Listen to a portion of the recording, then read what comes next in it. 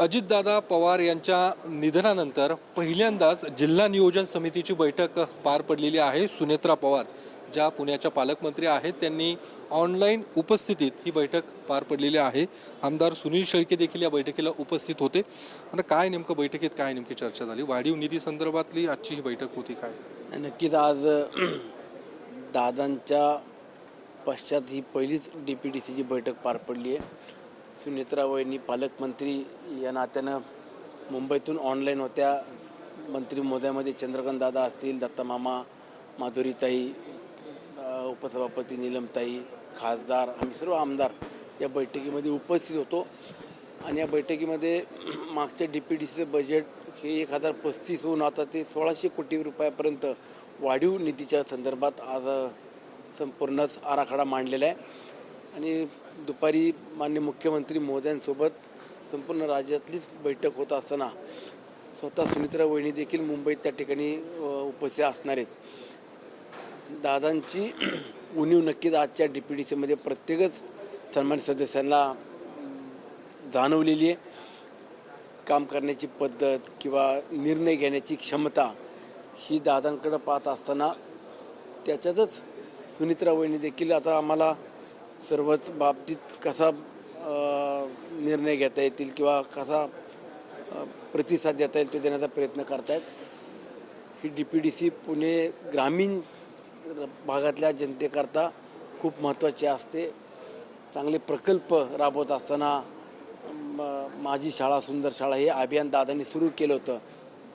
त्यात तरतूद अधिक प्रमाणामध्ये निधीची कशी करता येईल किंवा CSR फंडातून कसा अधिकचा निधी देता येईल त्या बाबतीत देखील आम्ही उपाययोजना या ठिकाणी मांडलेल्या आहेत. इतर आदिवासी विभागामध्ये असेल किंवा सौर ऊर्जा यातून एक चांगला प्रकल्प आपल्याला उभा करता येईल का, सौर पंप ग्रामीण भागातले वाढवता येईल का, असे वेगवेगळे प्रस्ताव आज या DPDCतून मान्य करण्यात आलेले आहेत. निश्चितच. पण पुन्हा एकदा विलिनीकरणाच्या चर्चा सुरू झालेल्या आहेत. दोन्ही राष्ट्रवादी एकत्रित, कारण सुनेत्रा पवारांचा दिल्ली दौरा झालेला आहे आणि या सगळ्या याच्यात राष्ट्रवादीचं विलिनीकरण काय चर्चा थांबलेत की पुढे जातात? नाही, या संदर्भात आमच्याशी कुठल्याच राष्ट्रवादीतले प्रमुख नेत्यांनी किंवा स्वतः सुनेत्रा वहिनींशी आम्ही सुद्धा चर्चा केलेली नाही आहे.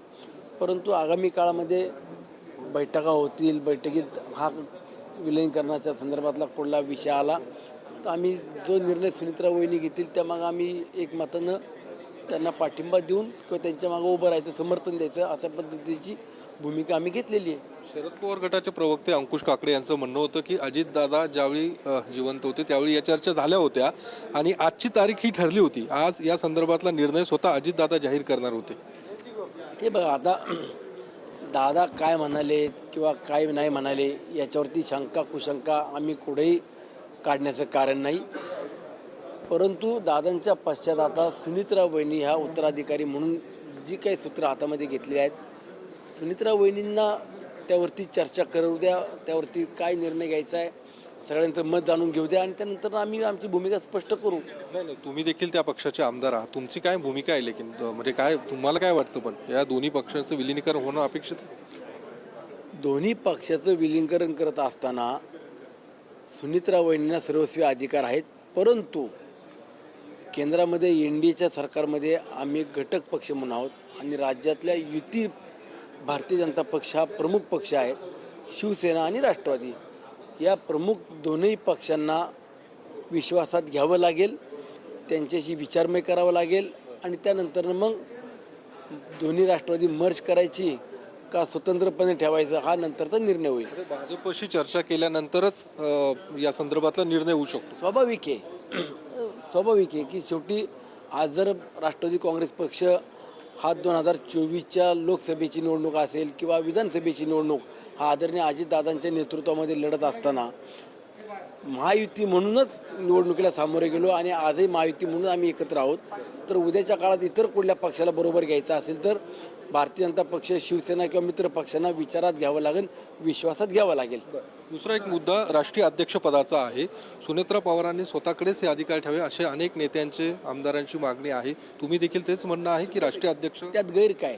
सुनेत्रा वहिनी या सक्षम आहेत, त्या स्वतःचं कर्तृत्व सिद्ध करतील आणि जर उद्याच्या काळामध्ये राष्ट्रवादी काँग्रेस पक्षाच्या राष्ट्रीय अध्यक्ष म्हणून सुनेत्रा वहिनी असाव्यात यामध्ये कुणाचे दुमत असायचं कारण नाही. धन्यवाद. तर आमदार सुनील शेळके होते, ज्यांनी विलिनीकरणासंदर्भात आणि राष्ट्रीय अध्यक्ष म्हणून सुनेत्रा पवार झाल्या तर त्याच्यात कुणाचंही दुमत असण्याचं कारण नाही असं देखील स्पष्ट केलंय. कॅमेरामन अभिजित पिसेसह योगेश बोरसे, TV9 मराठी, पुणे.